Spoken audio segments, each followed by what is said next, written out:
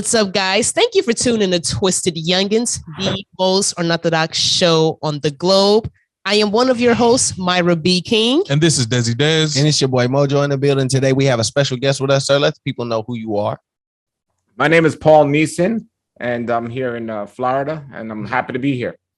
Absolutely. Thank you. We enjoy you giving us some of your time today. Now, obviously, you have a highly decorative Instagram channel that page that I've been looking at and everything like that. And I'm sure everyone else that's seen it. Can you explain to people what you pretty much do? Yeah, absolutely. When I grew up in New York City and in Brooklyn, New York, actually. And when I was growing up, I was just like everyone else eating the standard American diet, which actually stands for SAD, S-A-D, Standard American Diet. And when I was 19 years old, I got diagnosed with an illness called Inflammatory Bowel Disease, also known as ulcerative colitis and Crohn's disease. And at the time, I thought it was like the worst thing that could happen to somebody. But it turned out to be a blessing in disguise because it made me change my outlook on everything. And basically, after doing a lot of research, I wanted to get better. The doctors weren't getting me better. So I found out that diet had something to do with my condition. And I switched my diet to a diet of raw fruits and vegetables and nuts and seeds exclusively, or known as the raw food or raw vegan diet. And I got better. And after that, and that's been over 25 years I've been eating that way now. And after that, I just kept researching and just trying to live more natural. And now today I grow all my own food, not all my own food, but I grow a tremendous amount of my own food. But I also discovered that in Genesis 1:29, the Bible, it says the food for man is fruits and vegetables. And so that was the confirmation I needed. And in the process of that, before I did this, I didn't believe in Yeshua, the one they call Jesus, but now I do. And so on every level, I think I'm at a much better place because I was diagnosed with the disease. So that's where I'm at now, just living as natural as possible. Now, I have a question in regards to the fruits and vegetables and the GMO and eating natural and healthy. It's extremely hard, well, especially where we are, maybe a little different in Florida, to find real fruits and vegetables that's not GMO modified, that has actual seeds in it. And sometimes you can't tell, like you can even tell a real strawberry from a fake one. Like you can, like their plums are over the size that they used to be. Tomatoes, tomatoes are not the same. So it's like nothing lasts. You're not even getting. Yeah, you're not even getting the vitamins and nutrients that you would get from that seed being in that fruit. And you're basically getting all sugar. So how do you navigate through that? What advice? Okay. Yeah, great question. The majority of the diet, I mean, I lived in New York in a very cold environment for at least 10 to 12 years of eating this way. So I was able to do this in a colder environment, but it wasn't until I started growing my own food and researching that I started to realize these things. I used to believe what you believe, but when we say this, so GMO and hybridization is two different things. There's only like 5 or 6 of fruits that are GMO, and there's thousands of different fruits and vegetables. So you got to think there's thousands of fruits and vegetables, and only 5 of them are GMO. So most of them are not genetically modified. Hybridization is a different thing, where like you take a watermelon that has seeds and now you have a seedless watermelon and so on. And the sugar content would be a little bit more in those foods and so on.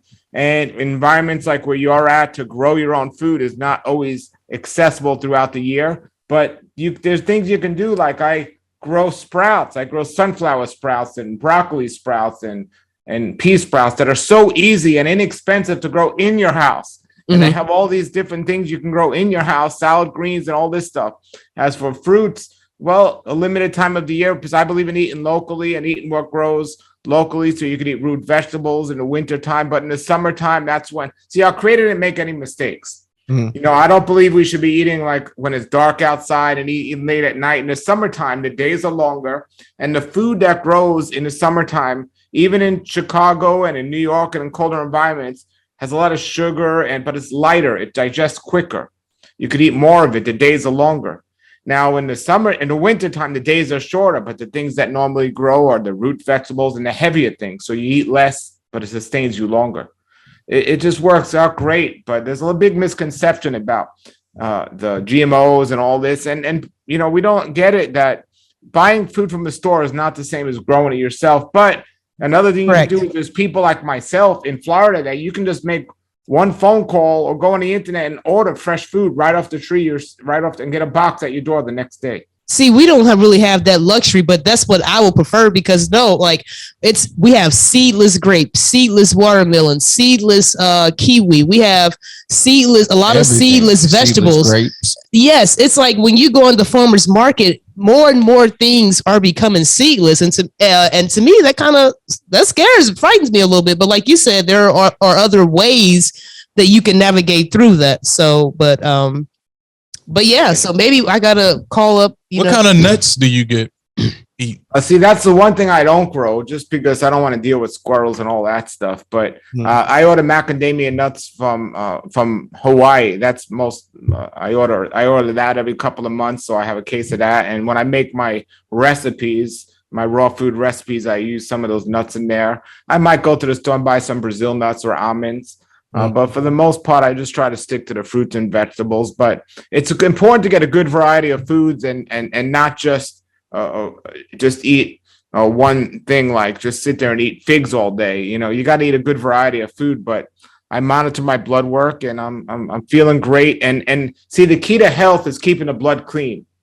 And you know, there's a lot of things out there that are going to make the blood toxic. And when we sleep, the body is cleansing itself naturally. You don't have to spend a lot of money to be healthy. But people overeat. They don't get the right nutrients they're eating. It's good that you're thinking about the GMOs, because that's something to consider. But when you keep the blood clean, you have so much energy, and life on every level is just amazing. And so you stated that when you had your disease, did I say that correct? Disease you're diagnosed with, correct? Yes. It brought you more into believing in Jesus, correct? Well, no, it actually taught me how to clean and heal the body. And when my body was clean and healed from all this stuff that's distracting me, like the food and everything else, I just decided to become more natural and focus on things that are important. And somebody led me to the Bible in Genesis 1:29, and I kept reading the Gospel of John, and it saw about Jesus, and accepted him right away because it's a true story. He's real. And so I started teaching from the scriptures, and then I started to go to churches and teach health according to the Bible in churches, because I consider the Bible the greatest health book ever written, but most people in the church, they're not opening their Bibles and reading it. It's a shame that it's collecting dust in many places. And, you know, but if we follow what it says from a spiritual and physical and emotional standpoint, we're going to be just like our Creator wanted us, in the best of health. Yeah. Absolutely. Yeah. What are some of the hardships that you go through, or when you first started out trying to, you know, cleanse the body, far as eating proper and everything like that? Well, from a knowledge is key. And, you know, and it says in the Bible, my people destroyed for lack of knowledge. Absolutely. But it doesn't mean it's knowledge of our Creator and what he wanted us to do. But for me, you know, from a physical standpoint, detoxification and learning the difference between true cleansing and detoxifying versus a deficiency and you're sick, because sometimes the symptoms could be the same, you know, and just learning and experimenting with different foods and learning what works and what doesn't work, and, you know, making sure that I'm getting what I need, but at the same time not overeating, because sometimes the food tastes so amazing you don't want to stop eating. And I think more people get sick from overeating than undereating.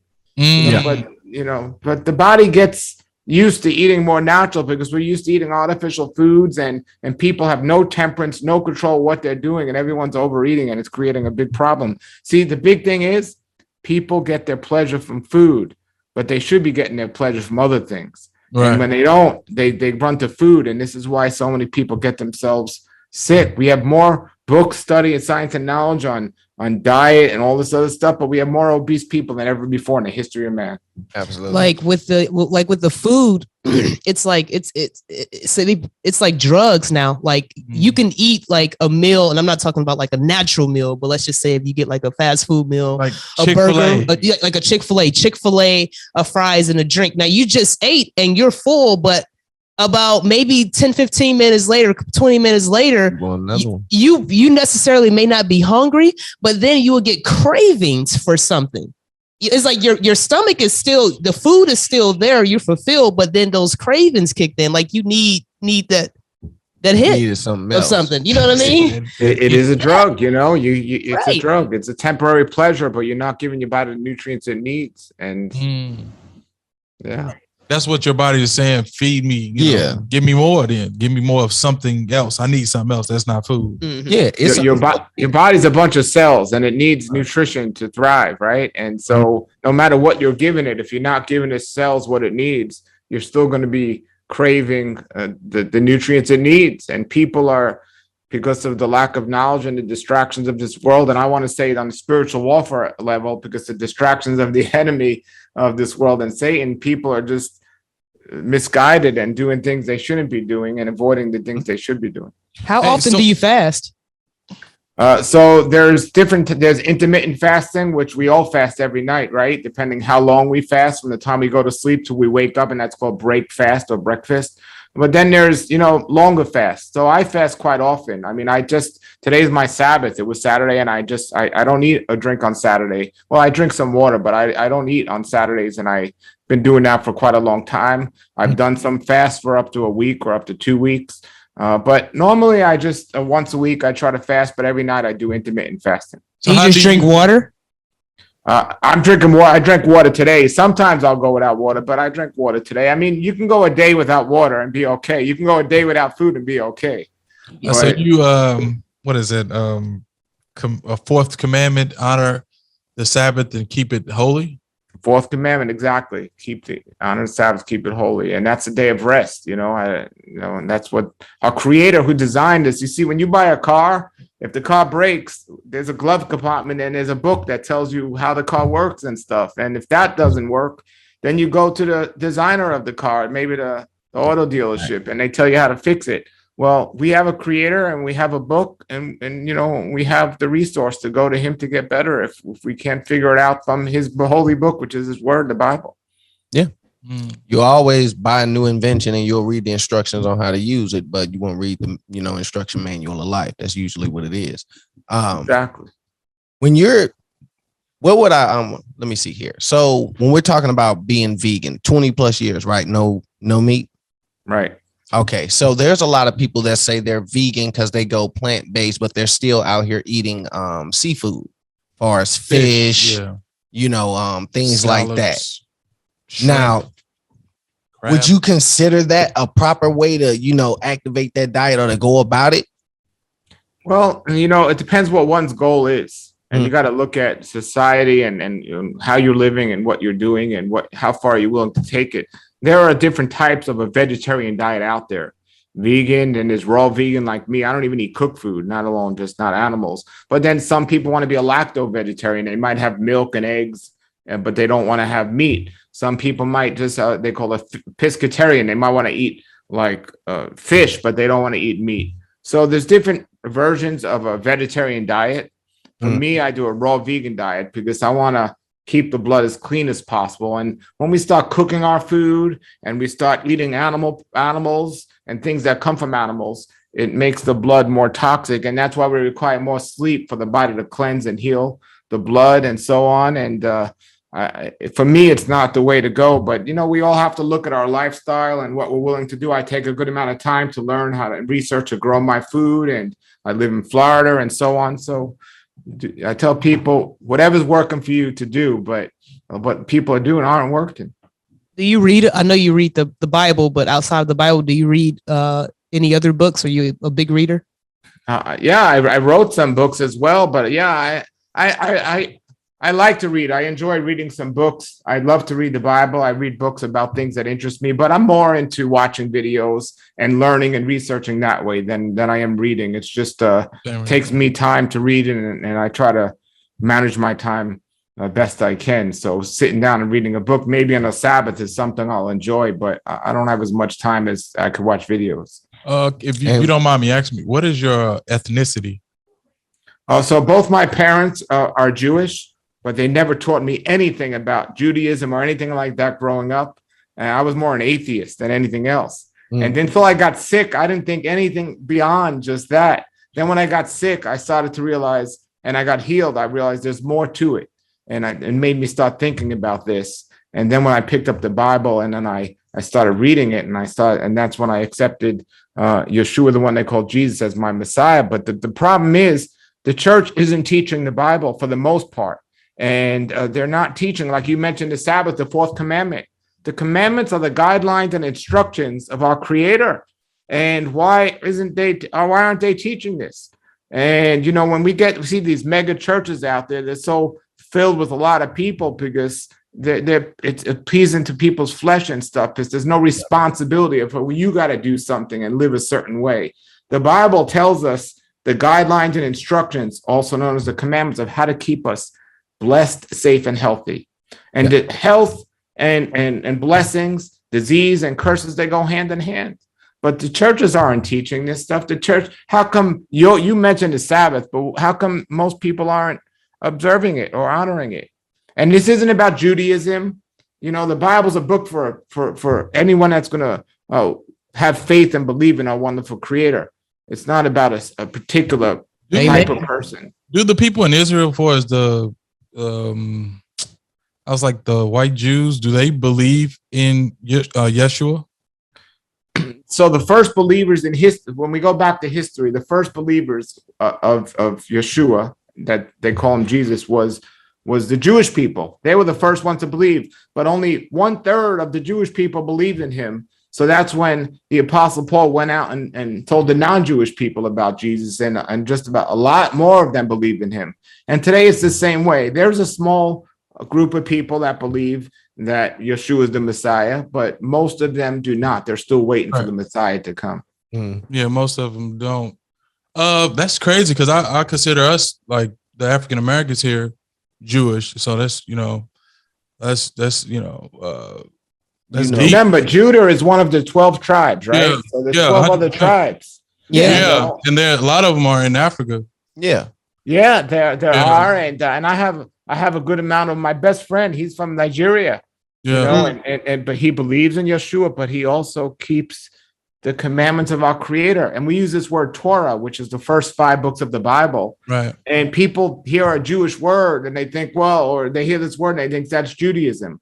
But when we say commandments, people think that's legalism. But when we say guidelines and instructions, well, there we are. That's what they are. They're the guidelines and instructions of our Creator. Mm-hmm. Yeah. Well, it's a lot of Jewish people, well, so-called Jews over in Israel, saying that they're from Khazaria, the Khazarian Empire over there by Ukraine. Yeah, I mean, there's a lot of people saying a lot of things, and there are lost tribes that people are of the tribe of Judah, and they don't even know it. But here's the thing, though. Like the African Americans, which they're not African Americans, they were called Negroes, which the descendants of Ham is the Africans, and the Negroes are not the Egyptians, the Libyans. You keep going. But here's the thing. I tell this to everyone. It doesn't matter where you came from; it matters where you're going. Mm-hmm. And I should be embracing my Jewish heritage and history, and I have Jewish blood and be all excited and everything else. But Yeshua, the one they call Jesus, he's not looking at where you came from. He wants you to believe in him, and he doesn't limit anyone to the great gift of his wonderful grace and mercy. Amen. Yeah, and, you gotta let them know that the Jewish people, the Judeans were, they looked like African Americans. I mean, the thing is that they were taken to the 4 corners of the earth. They were, if you look on the map in the 16th century over there by Nigeria, it says from the kingdom of Judah, slave coast. Yeah. So they bond us up. They put yokes of iron around our neck and sold us off, and we were sold for bond men and bond women. Yeah, so what I mean, like. A lot of people, they can claim, Jewish because it's, the child of God, and who wouldn't want to be that? But, if you really start looking at people like, man, it seemed like these people have been through what I'm seeing in the Bible is reflecting directly on them. Well, I mean, it's important for people to know, because when he does return, he's coming back for his people. And in order for him to know who his people is, he have to identify who his people is. Who is he coming for? So most people, they know that, and people in the upper ranks and all of that, most of the upper powers, they know that, and stuff like that. We as a people, we need to learn that. We still lost, man. We gotta wake up. So here's the thing. I think it's important as well, is because like certain people, when you look at Black people, we don't know. If you ask a Black person, where are you from? It's like, I don't know, I'm just Black. But if you ask a person of non-Black, a Caucasian person or African, they'll tell you, I'm Irish, I'm Jewish, I'm Ukraine, I'm Russian, I'm Nigerian, I'm from here. But if you ask a regular Black person is Black, I'm just Black. We don't. History. Well, that's for Black people in the United States. But you ask Black. That's people that's what I'm speaking on. Like we don't. Like it's like we don't know. Wait a second. It was stolen. Like that's why we don't know who we are. Right. No, that's why I was adding on to it. That's why I was like, it's important to know where you come from. You know what I mean? Yeah. Even the Native Americans know their history. Yeah. But they know their history to a T. But God he already knew that they would take our history. So therefore, that's why he put it in the Bible. Like it's your, you know what I'm saying? It's your book. Lack of knowledge. I mean, we know that, Yeshua, the one they called Jesus, wasn't with blonde hair and blue eyes. We know that. Right. I mean, we know that the skin tone of the tribe of Judah. Else, So now the thing is, when the children of Israel went into Egypt and they were in slavery and so on, when they came out, they didn't come out alone. A lot of the Egyptians came out with them. And the thing is, those people that came out with them that were now supposed to be keeping Torah and keeping the guideline instructions, they became the remnant. They became Israel. So Israel is for everyone that's going to have the faith in Yeshua Messiah. His people are not the white people from New York or the Black people from Africa. It's everyone who has faith in Yeshua. True. That's willing to follow. But he has a bloodline. That's how you understand you stay by faith, not by there's a bloodline, and then there's the actions, and that most people that have the bloodline aren't following the actions. 100% because their history was erased. How can you follow something you don't know? That's why when you ask a person who you are, they don't know who they are. So how can you follow something if you don't know that's your history? If you don't know your ancestors came from that. If you don't know this is your God, like of course it's God for everybody else, but this is your God. You're at the bottom. Everybody, you look around, all the Africans, they don't like you. You look at these other ethnicities, they don't like you. You're at the bottom. The last should be first. That was the whole point. That's the whole purpose. Like how many people do you know? Like how many people do you know when you make them aware to what you're telling them about their history are willing to actually accept it and live it, or they just going to go on living like everyone else and not embrace it? You can bring a horse to water, but you cannot make them drink. Exactly. So that's you only have to. But you have to tell them because hell is real. Absolutely. You must tell them. So you know what I'm saying. If you know it to be true. If you know Jesus to be Yeshua to be true, if you know hell to be true, if you know the devil is actively trying to put you, get you to go to hell with him because you already know, his destination, then you must tell him. You got to. The only shot I got for you, bro, I'm gonna tell you about Jesus. I'm gonna tell you to open that Bible up. If that can't, I'm gonna tell you, you don't know who you are. Yeah, I know for a fact you don't know who you are. Not truly, because you're not, you study to show thyself approved. So, if you haven't even opened the Bible, I know you haven't opened a history book. It's an identity. And it's important to tell because growing up, we were taught he was blonde with blue eyes, and we thought that it wasn't for us. You get what I mean? That's the only, right. I totally understand what you're saying, but it's also important to let people know, because if you're taught growing up, like, hey, this is Jesus, this is who he was, then you shy away from something you don't feel a part of. Because that image is a person that's controlling. That you don't look like. What's interesting is I was in Israel, and there's the Black Hebrew Israelite community in Israel. And they're saying a lot about the history, but they don't proclaim Yeshua, Jesus, as the Messiah, and they kind of mix it all up, and it becomes confusing. Yeah, it's false. Yeah. It's a doctrine of demons. Yeah. I feel like if Jesus is God, he said literally the only thing to identify Judah that you can actually point to is Jesus. It's literally he's and you cannot slice the Bible up. Yeah, you know what I mean? Like you cutting it up. Yeah. This is the word of God. How can you cut anything up? Yeah, it's how like can you take Paul and leave Peter or leave Peter and take Paul? Like, no, you can't cut the Bible up. It is what it is. Yeah, absolutely. Like salvation is for everybody. You know, Jesus died for everybody, not just one race. You know, he's just not coming to the tribe of Israel. I mean, tribe of Judah. He's coming for the world, man. Yeah. Or at least the souls that want to be saved, you know. Yeah. Exactly. God love the world that he gave his only begotten son, that whoever shall believe in him shall not perish, but have everlasting life. So you look at the mega church today and everything else, they're not following their scriptures.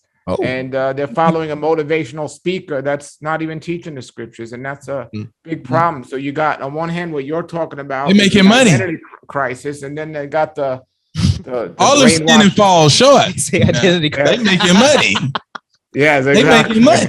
I mean, it's not really an identity. You got crisis, Bishop T.D. Jakes. Yeah, he getting paid. Like, I'm about to say they're getting a check, you know. So it's not really an identity. They make it hard. They make it look too easy and cookie cutter.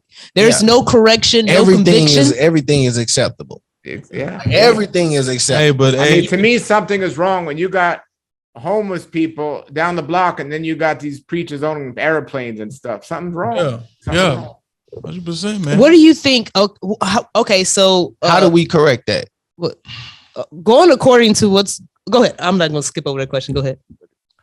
Well, you know, it's not up to us. We, like this brother said here, we have to let people know Yeshua died for us. Let them know the history.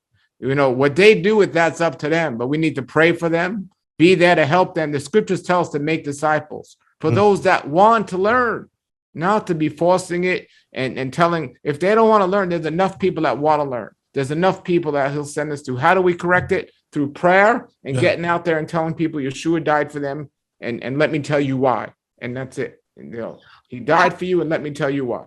Absolutely. Judging like what's like you saying like everything that's going on in the world, and you're in Florida, and I actually like I think it's the governor. I like the DeSantis. Yeah, I like that he's standing for something with all this with everything going on. But where do you think we are in the Bible? See, a lot of people ask me if I think we're at the end times and all this stuff. I don't know if I mean that's what people. I don't. At the end time started when Yeshua hung on the cross. You know, that's when the end time started. It's not just here today. So I know we're one day closer to him coming back every single day. You know, absolutely. So you know exactly where we are. A lot of prophecies have been fulfilled, but there are still many that haven't been fulfilled. And when you understand the calendar of our Creator and the set appointed times and the dates of our Creator, it reveals a lot to us. So you look at the feast days of our Creator, some of them have been fulfilled, but some of them still have not been fulfilled. So the more we can understand his set appointed times, we can get a better idea of where we're at, or at least where we're not at yet. And see, a lot of the Christian church will teach, well, all this is fulfilled and done away with, but it's not all fulfilled. And it says in the scriptures, until not one jot or tittle shall be done away with from the Torah until heaven and earth shall pass. So, you know, I can't tell you where we are, but I could tell you where we're not, you know, and things haven't been fulfilled yet. So, but times is getting strange every day. Yeah. But you know what? Every generation since the time of Yeshua could say the same thing. You know, knowledge has increased. Yeah, it's a different type of feeling today because it's a different world. You know, a lot of people, a lot of the stuff that we just spoke about, we would have never known. You know.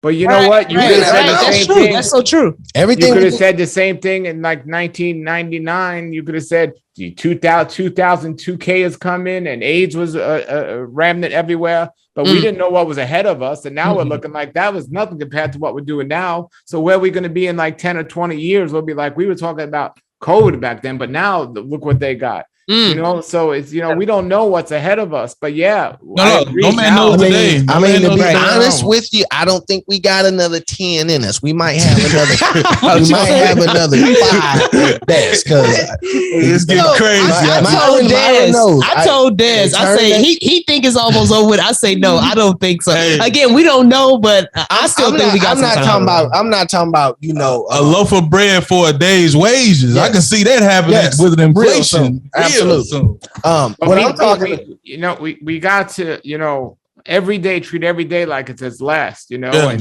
be at the top of our game. See, but one thing is, you know, I'm not going to predict or say when it is. I'm gonna act like I'm gonna be here for a long time, because I want to invest in my children. I want to invest in the future, and I want to be able to set myself up where I know that, hey, if tomorrow's the day, praise Yah. But if not, I don't want to be out in the middle saying, well, I was wrong and now I got nothing and here I am nowhere. So, so you got to be smart about this. You're right. Do you think America is spiritually like Babylon? Of how Babylon was in the Bible? Or are we Egypt? I say Babylon because everything started from Babylon. Absolutely. Yeah. I definitely think we fit the description of it, but there's a lot of countries around the world that'll definitely fit the description of it. But America definitely is. But not in the position of power, though. Exactly. Yeah. No, I would be in agreement with and influence. Yeah. Except for like Rome, because I've been noticing that every time like any president around gets elected, depending on where, like regardless of where you're from, you have to go and visit and take a picture with the Pope. You know what I mean? Right. Yeah. You gotta go shake his hand and chill with him. So, but no, But that was all I had to ask. Go ahead. No, absolutely. I mean, it's crazy, the stuff, and the media is really the hypnotism of the devil through the media is really what's making people go crazy out of here, and it's just insane. And people the media is really brainwashing people, and I believe this is part of the spiritual warfare that the enemy is using. And so the more we get away from the mainstream media, the more we're going to wake up to the truth of many different things. Okay. Hey, do you be having like dreams, like weird dreams sometimes? Yeah, I have dreams, you know, not like signs and wonders and prophecies in my dreams, but, you know, I pray every day. I have a live prayer meeting at 6 a.m. And when I'm doing corporate prayer, when I'm praying, I mean, our Creator is speaking to me. He's speaking to me and showing me things and telling me things. As much when I'm sleeping, no, I'm sleeping, and I don't have as much as dreams as I hear when I pray from Him. Okay. Do you have any advice for people out here who are actually trying to eat healthy and maybe not go as, like you said, to the raw diet that you're on, but trying to eat healthy or trying to, you know, find a way to get it, especially for cheaper? Because, you know, you got those, you know, in-house growing machines versus people out here, you know, growing stuff in just water now. Well, grow your own food is the best way. The sprouts are inexpensive. You know, bananas are cheaper than meat, you know, but, you know, most food doesn't have the nutrition we need. So then there's things like, and you talk about Africa, you look at what these people are like living on. It's like a moringa, you know, I got moringa right here. I have a moringa tree. Moringa you can grow in so many places, and it has all the nutrients that our body needs, and it's absolutely amazing. And the weeds that people step on a daily basis, 90% of those are edible and the best foods we can get, and they're free. So just learning about these things. When I lived in New York, you can give me a bowl and I can go in Central Park and come out with a salad for free of the best food that's available to man, the wild edible greens. But most people don't know about these things. So moringa and katuk and all these other foods that other parts of the world know and live on, because they don't have supermarkets down the block.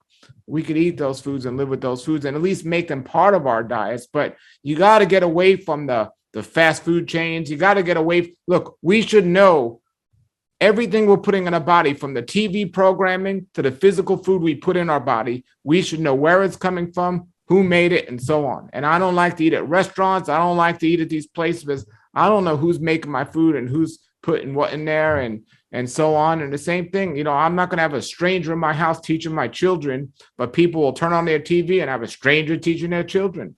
So I want to know the source of where something is coming from. So my advice to everyone out there is know the source where your food's coming from. Where do you get the moringa seeds from? Like, what's a good website? Or my website, I sell the moringa. Oh, okay. seeds. We got to get your website. We got to. So do you sell everything, like a majority of seeds? I have the moringa seeds. I don't have other seeds, but I sell moringa seeds. I sell moringa powder and capsules, and I sell moringa oil. But I want to make what's available to me that, like you said, that not everyone has access to. I grow my own moringa and I powder it for myself. But I have a friend that has a tremendous farm in Nicaragua. I looked all over the world, and he's actually got organic, the best moringa I found.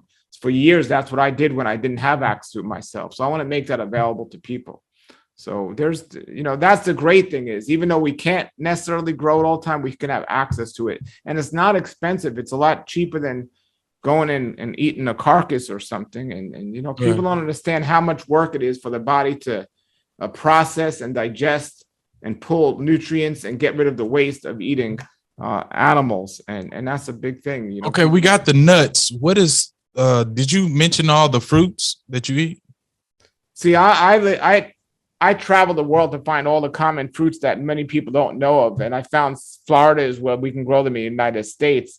But most people think apples and oranges is the only fruits out there. But there's so many more out there. And you could eat a different fruit or variety of it every day for the rest of your life and not come close to tasting all of them. So I eat a good variety of fruits that are in season on a regular basis. And you can get these through certain websites and order them pick the same day and ship to you 2 days later to be in your house. But for example, mangoes, you go to the average store and you eat a mango. It's from some other country, sprayed with who knows what, picked unripe. It's not healthy. It's not a health food anymore. But if you go to the right website, or if you're in a place where you can grow your own mango, it's a completely different food. So, so I... You have those websites as well?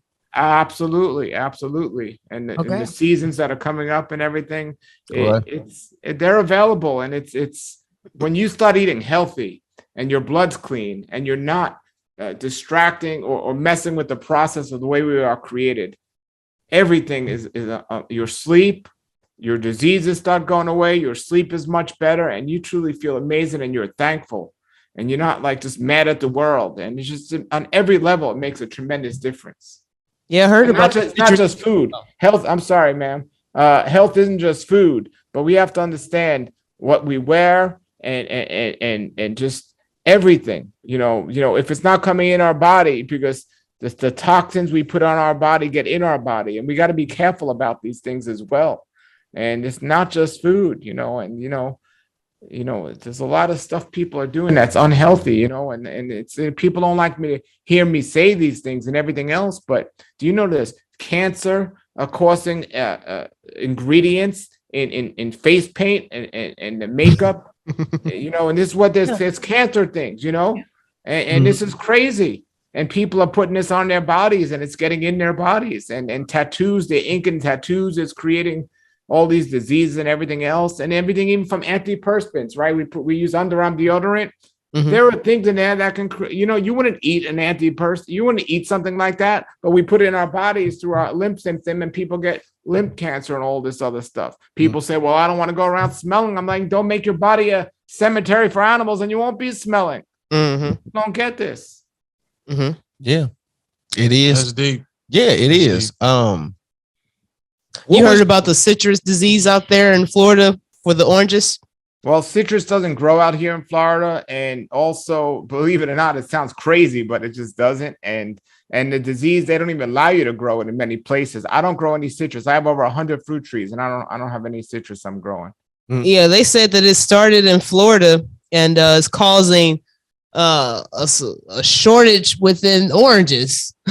It's a shortage for everything. Shortage for everything. The bird flu, so they're jacking up the eggs and saying because of the bird flu and the eggs and all types of stuff. Money, man. Even avocados, like avocados, the drug cartel in Mexico, they were messing with the inspectors from the U.S. So they said, oh, we're not going to buy avocados from Mexico anymore, even though Florida has tremendous amount, and there's the diseases of avocados and stuff, and the prices are raising and everything's raising. But our creator promises us he'll provide for us. Yeah, we know that, but I feel like it's a lot of people that don't have. It's a lot of people that don't have God. So once Walmart shut down, if Walmart shut down, if they wake up in the morning and the Wi-Fi is off, and like you said, Walmart's closed, and they try to go outside and they're ordered to stay in the house. Then they'll do what you said, go out in the park and get a leaf salad. That's the only thing they can get. Then I won't look too crazy anymore, right? No. You won't. Yeah. I got one for you. With the whole actually, what was your book about? Well, I have I've written a bunch of books. My first book here is The Raw Life, and this book was interviews with people who have been eating a raw food diet for many years, and this was over 20 years ago. They had already been doing it for like 20 years. And from there, I interviewed more people, and I didn't even plan on putting those in a book. I just planned on using that for my own knowledge, but it worked for me, so I ended up putting the interviews in the books.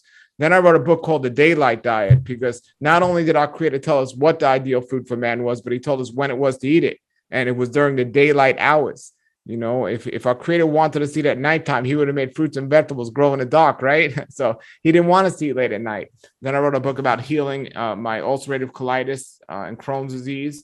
And then I wrote a book about health according to the scriptures, because so many people aren't reading their scriptures. So I wrote a book about, the scriptures that talk about health in the Bible and so on. So those are the gist of the books that I wrote. Yeah.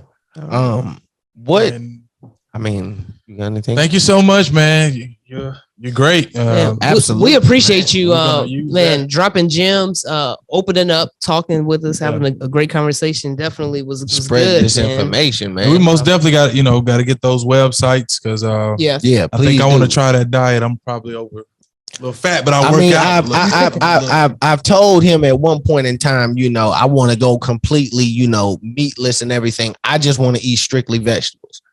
Fruits and vegetables, right? And he was like, I know the thing with most people is that they have a hard time getting rid of meat because, the protein idea. And I tell people all the time, well, the protein comes from the plant during photosynthesis and everything like that. And the animals pack with the protein, but the only reason why the animal gets the protein because they're eating the grass from the plant. So why not just go straight to the plant?